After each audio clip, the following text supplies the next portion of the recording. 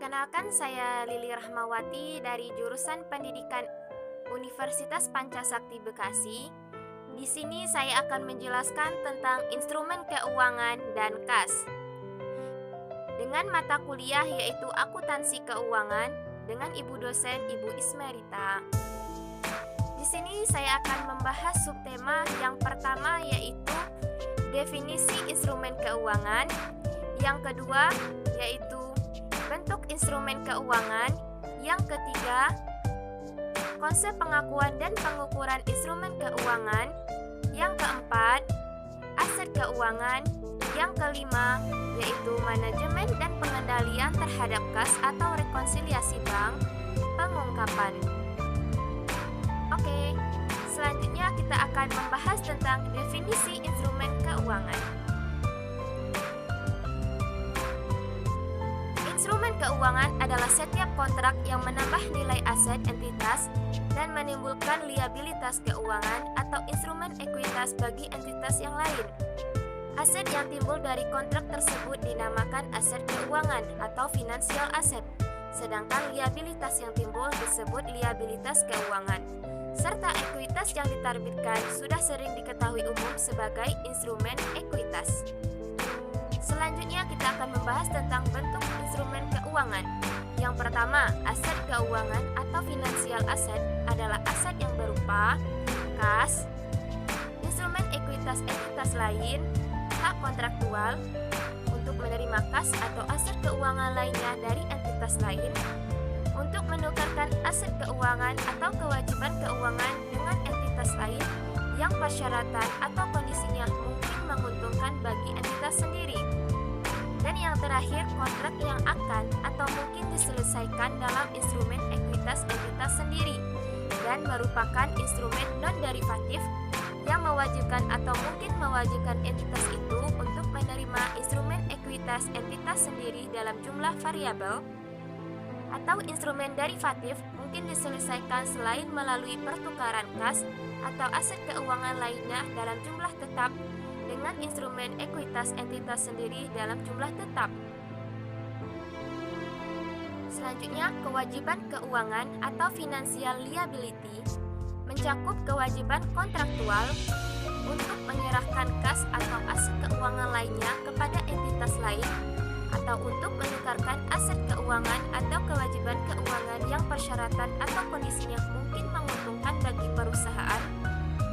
Yang kedua, kontrak yang akan atau bisa diselesaikan dalam instrumen ekuitas entitas sendiri dan berupa yang pertama, instrumen non-derivatif yang mewajibkan atau mungkin mewajibkan entitas untuk menyerahkan instrumen ekuitas entitas sendiri dalam jumlah variabel, atau yang kedua, instrumen derivatif yang akan atau mungkin diselesaikan melalui pertukaran kas atau aset keuangan lainnya dalam jumlah tetap dengan instrumen ekuitas entitas sendiri dalam jumlah tetap. Untuk maksud ini, instrumen ekuitas entitas sendiri tidak mencakup instrumen keuangan yang dapat dijual dengan harga tertentu di masa depan atau putable financial instrument. Selanjutnya, yaitu konsep pengakuan dan pengukuran instrumen keuangan. Keuangan atau kewajiban keuangan pada neraca jika entitas menjadi pihak dalam ketentuan-ketentuan kontrak dari instrumen penghentian pengakuan kewajiban keuangan, entitas harus menghapus kewajiban keuangan atau bagian dari kewajiban keuangan dari neraca itu dipadamkan, atau yaitu ketika kewajiban yang ditentukan dalam kontrak habis atau dibatalkan atau berakhir. Yang kedua, pengukuran instrumen keuangan. Ketika aset keuangan atau kewajiban keuangan diakui pada awalnya, suatu entitas harus mengukurnya pada nilai wajarnya ditambah. Dalam hal aset keuangan atau kewajiban keuangan tidak pada nilai wajar melalui laporan laba rugi, biaya transaksi yang secara langsung dengan akuisisi atau isu dari aset keuangan atau kewajiban keuangan. Aset keuangan.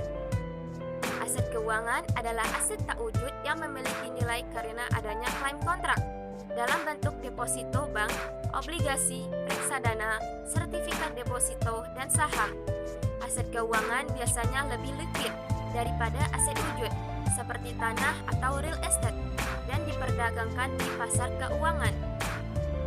Berdasarkan definisi dari IFRS, International Financial Reporting Standard, beberapa contoh dari aset keuangan adalah yang pertama, uang tunai, yang kedua, instrumen ekuitas yang menyatakan kepemilikan seperti sertifikat saham, yang ketiga, hak kontraktual yang menyatakan hak atas aset keuangan entitas lain, yang terakhir, hak kontraktual yang menyatakan hak untuk menukar aset keuangan atau hutang dengan pihak lain secara menguntungkan.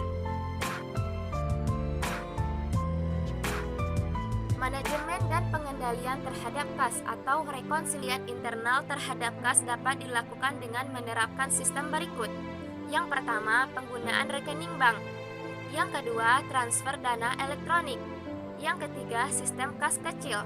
Dan yang keempat, proteksi fisik atas saldo kas.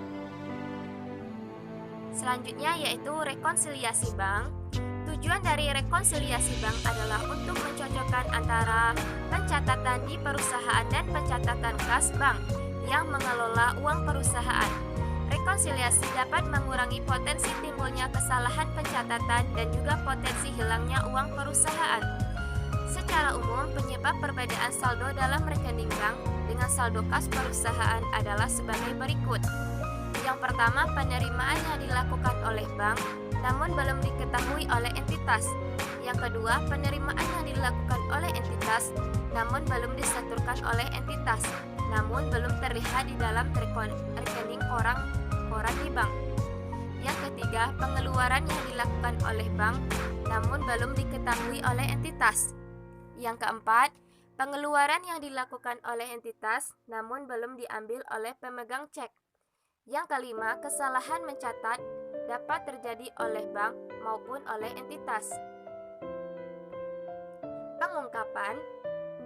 Pengungkapan kas dan laporan keuangan meliputi pengungkapan kebijakan akuntansi dan informasi rincian kas. Kebijakan akuntansi menjelaskan secara umum komponen kas dan bagaimana perusahaan mengklasifikasikan kas. Kebijakan akuntansi juga menjelaskan bagaimana perusahaan menjanjikan jarukan. Terima kasih atas perhatiannya, kurang lebihnya mohon dimaafkan. Wassalamualaikum warahmatullahi wabarakatuh.